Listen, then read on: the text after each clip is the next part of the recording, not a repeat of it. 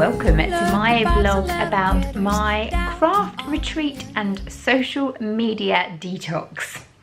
So I've been mentioning this on the podcast and various other places all over social media for the last few weeks or so, but today I'm heading off on a 4-day adventure with the lovely Elspeth.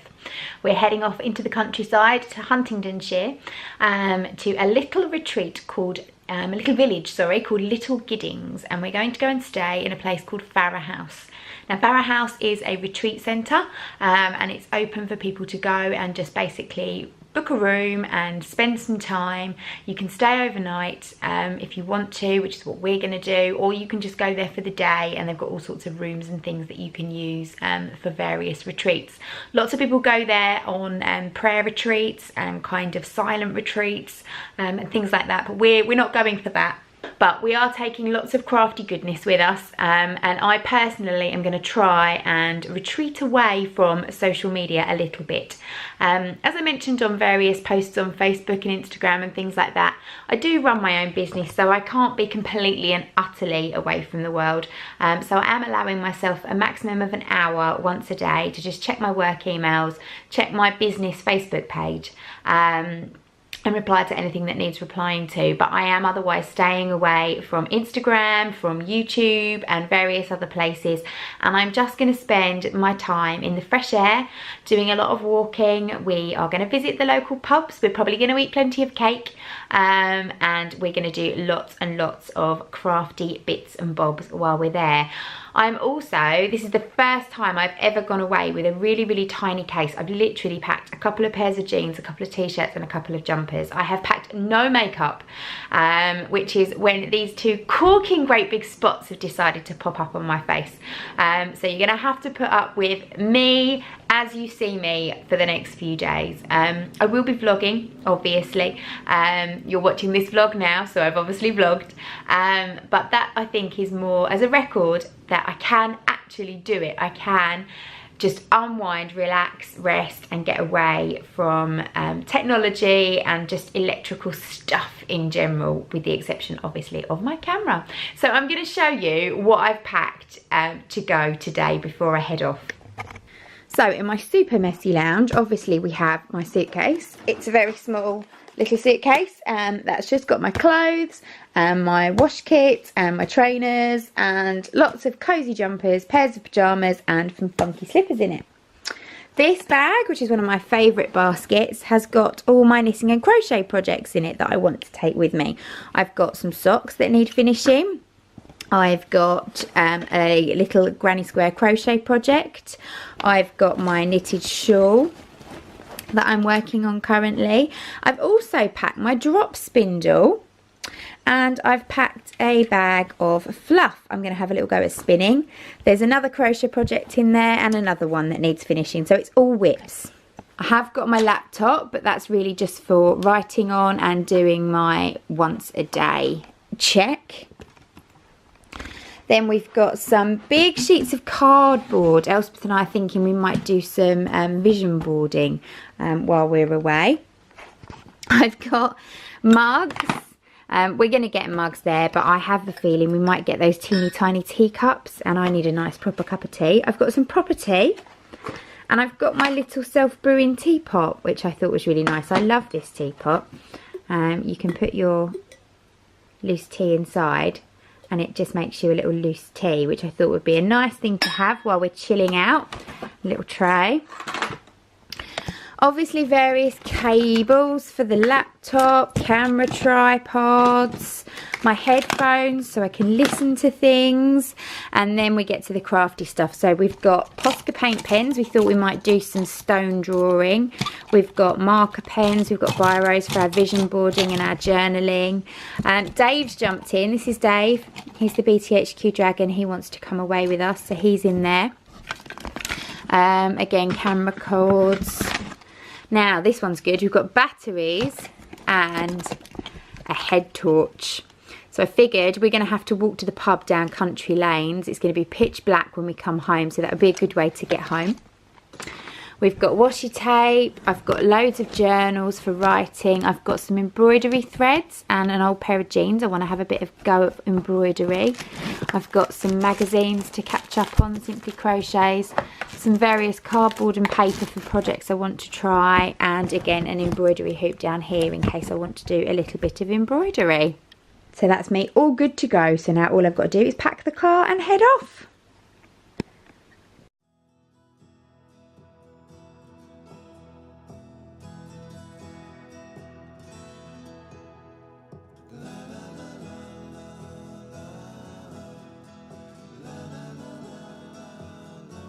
Your destination is located on the right.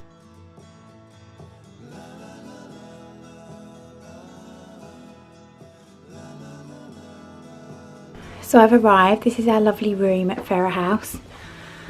So, single bed and a double. As you can see, I may have stopped in Bishop Stortford on my way for a little cheeky purchase. I'm going to show you out of the window. The view is beautiful.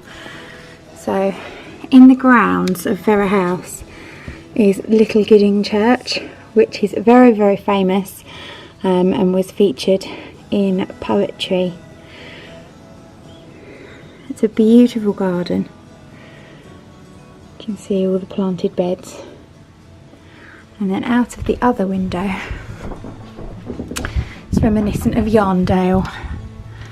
We've got sheepies grazing in the field, and a lovely little courtyard garden, which I think I might go and sit in with a cup of tea in a minute and my knitting. I'm just waiting for Elspeth to arrive. So we've already started crafting, and Elspeth's only been here an hour. She's doing some drawing and painting, and I've made a start on some crochet. And Dave, the BTHQ dragon, is quite happily watching the sheep. Crumpets with jam and tea. Coming along nicely, Elspeth.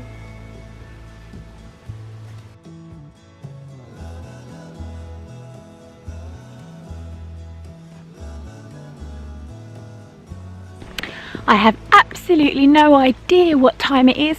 This afternoon I sat and drank an entire cup of tea from start to finish without doing anything else, to the point that the mug was still hot when the tea had gone. I can't remember the last time I did that. What are you doing? Elspeth suddenly stopped. Obviously she's not getting fed enough, so she's foraging blackberries in the hedge.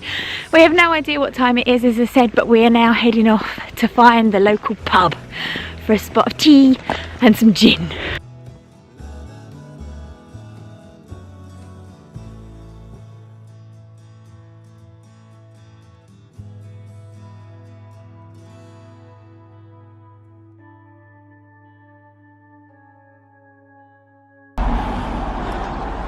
We found the pub.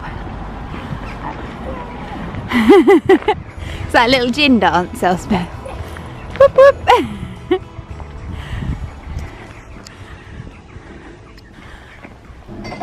The pub has a very good selection of gin. I'm very happy. We have a lovely Thai sharing platter and rhubarb gin. What a pleasant evening. See that up there? That is the last street lamp in Great Gidding.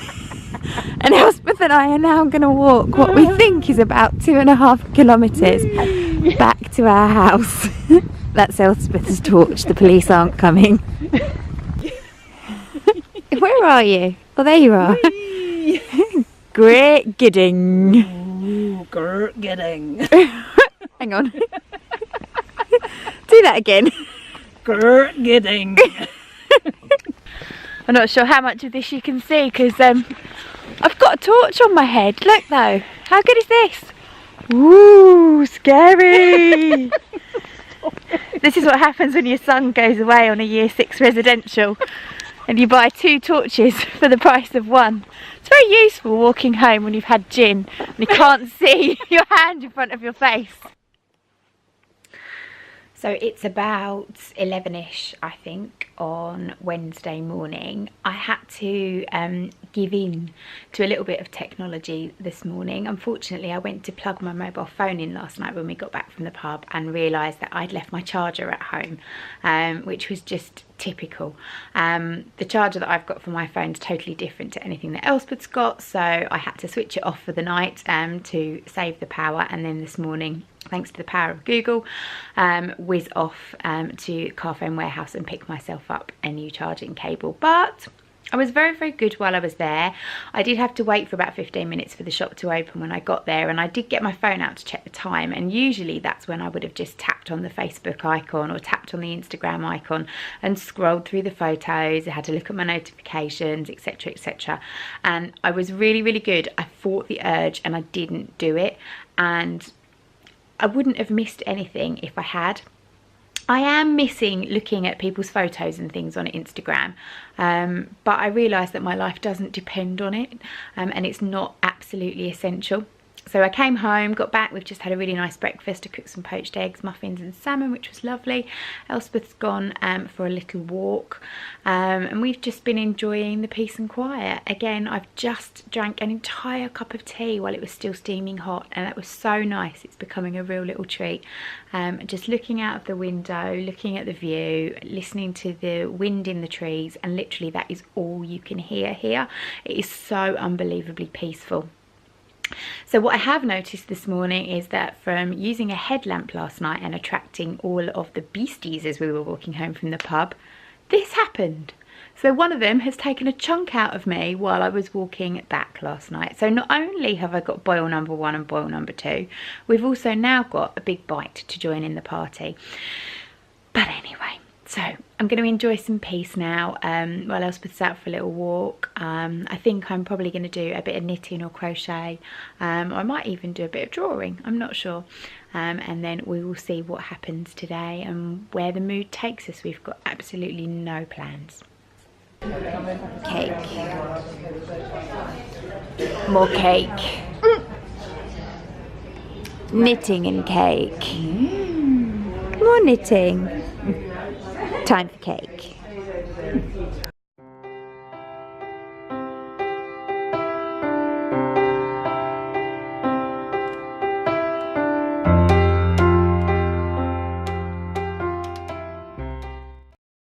So we've been to the pub for our evening dinner, and as you can see, while we've been away, Dave has got on the sauce again. He really quite likes a wine, does our Dave. I'm hoping he's not going to be too hungover in the morning. We've come out to do a spot of exploring today, and we are on Holme Fen, and we are at the Holme Fen posts, which apparently mark the lowest point in the UK. So I'm going to show you them. So that post over there, according to Elspeth, in 1850 the ground was level with the pot. With the top. The very top pointy bit. Yeah, they sunk the thing into the ground so that as they drained the peat you could see how the ground shrank. And they did that in 1850, and then they've had to put up on the left a more modern one because you can see how unstable the original one got as the ground. And that one's all marked with the years. The one on the left was put up in the 1950s and marks again ground level as the peat was drained. And ground level got lower and lower. How fascinating.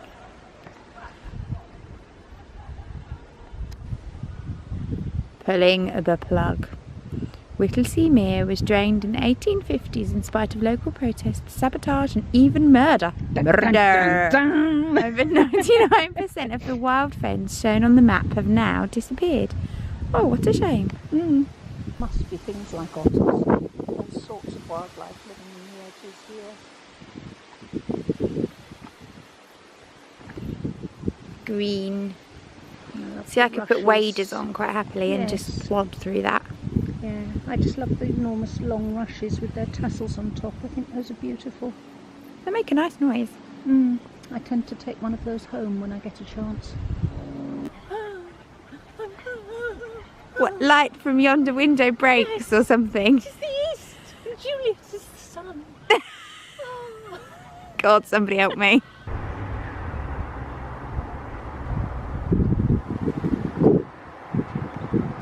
we've come to Stilton in search of a tea rooms. We thought we might find one here.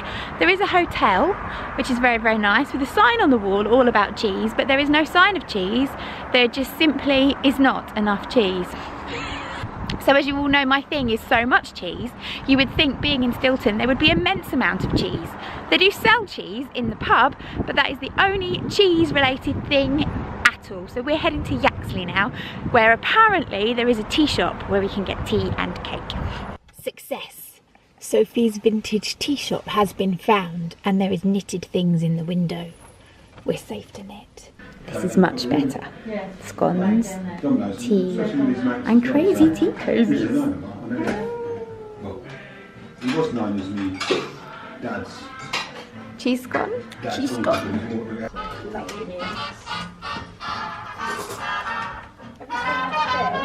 No. What's upstairs? Ooh. Ooh.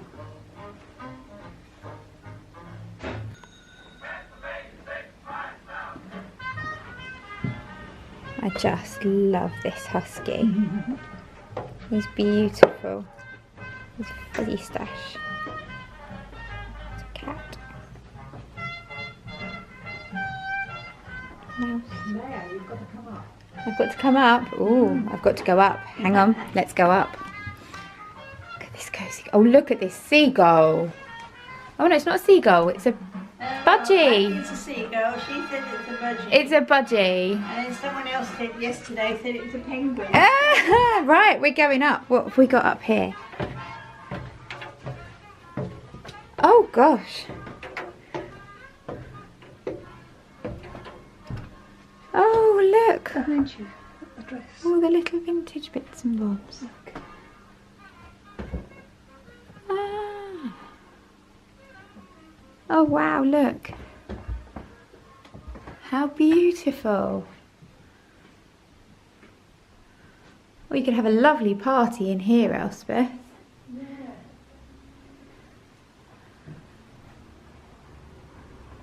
Huh. Look at this cake.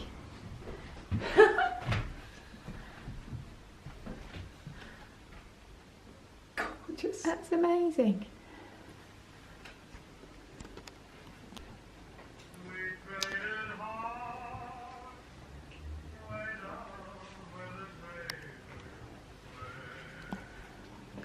Got all these fantastic knitted tea cozies in the window.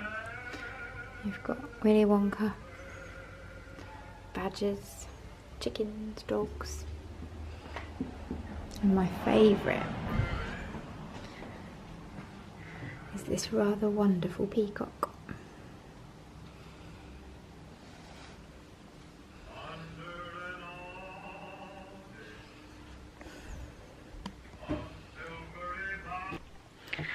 So it's our last night at Farah House and we have had a really, really lovely afternoon tea and piece of cake. And then we came back and big piece of cake. I had a little nap because I needed it. Elspeth did some knitting and some writing, and then we decided that we were just going to stay in for the evening. We then decided that potentially we would still like to have chicken satay from the local pub. So I phoned him up, ordered a takeaway, got in the car, went down, bought the takeaway, bought a bottle of wine, and I've come back. And we've basically spent the last 2 hours planning and journaling and setting some goals and to-dos and tasks and basically getting our life in order. And we are currently bubble charting. So bubble charting involves writing mass to-do lists, sitting on the floor, getting big pieces of paper, lots of bright funky pens, having a glass or two of wine, and yeah, sorting our lives out. So we're having lots and lots of fun.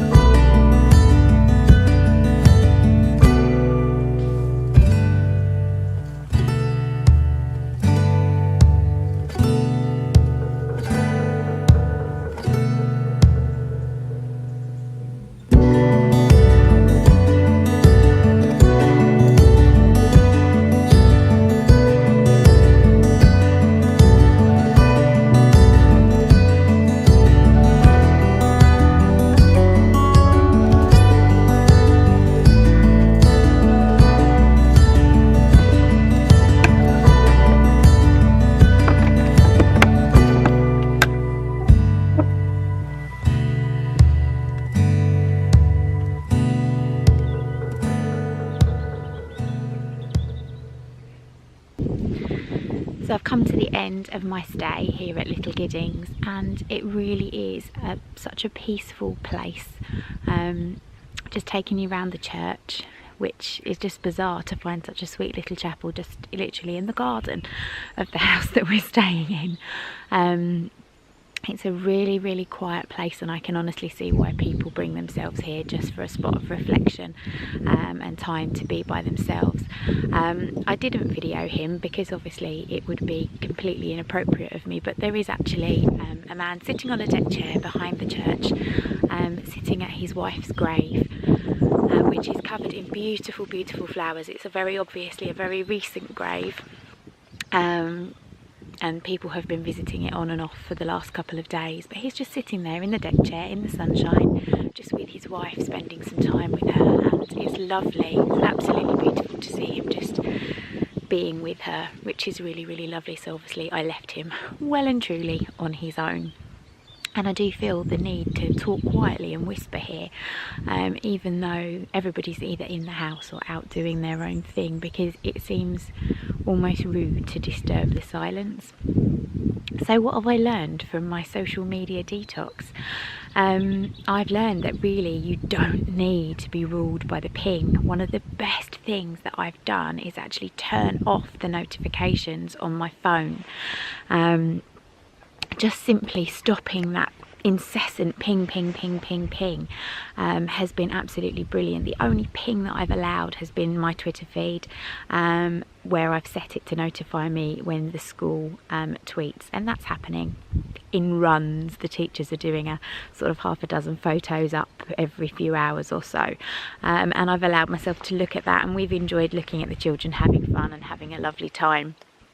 But other than that, I've jumped on, as promised, onto my computer in the mornings, every morning. I'd allowed myself up to an hour, but I think I've spent a maximum of 20 minutes each time, and I've purely replied to anything that was absolutely imperative. For instance, an email inquiry that if I didn't reply today might not result in a sale. I'd be silly not to do that. At the end of the day, I own a business and I need to.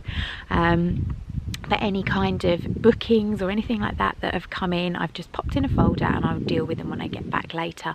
They don't need to be jumped on and dealt with straight away. At the end of the day, the client has placed the order and it's done. So, you know, you don't always get an instant response from a company when you order something or you purchase something. So I don't think I need to be pouncing on those emails.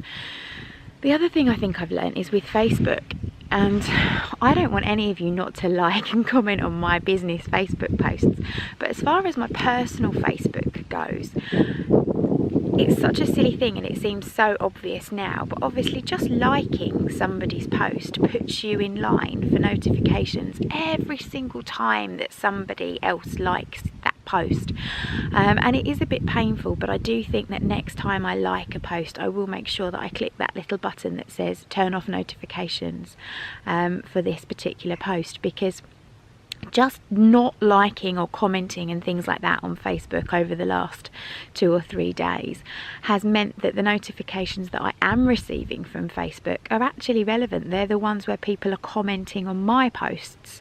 They're the ones where people are posting things on my feed. It's not just me being notified that, oh, X, Y and Z who you don't know also like the same picture that you liked, you know. And previously I'd get a beep every time that happened on my phone, so I'd be picking my phone up and checking it, and I would literally be completely and utterly glued to it and ruled by the ping. So I think I certainly have set some new things in flow for me with regards to my social media usage over the next few weeks. I am going to try and just check it, you know, 3 or 4 times a day and keep those notifications switched off. I don't think I need them on. Yeah, and hopefully try and train my friends and family that if you really, really want me, don't rely on social media. I have a phone, pick it up and ring me or send me a text message. Don't rely on the fact that I'm going to have Facebook on all the time, because it really isn't the best way to get hold of me. There has still been a couple of people who shall remain nameless who have continued to send me messages via Facebook, even though I said I wasn't going to be on Facebook. I haven't replied to them. I have left them because they were things that can be dealt with when I get back. They weren't urgent and they weren't emergencies. So if you need to get in touch with me, and you need to get in touch with me urgently, pick up the phone.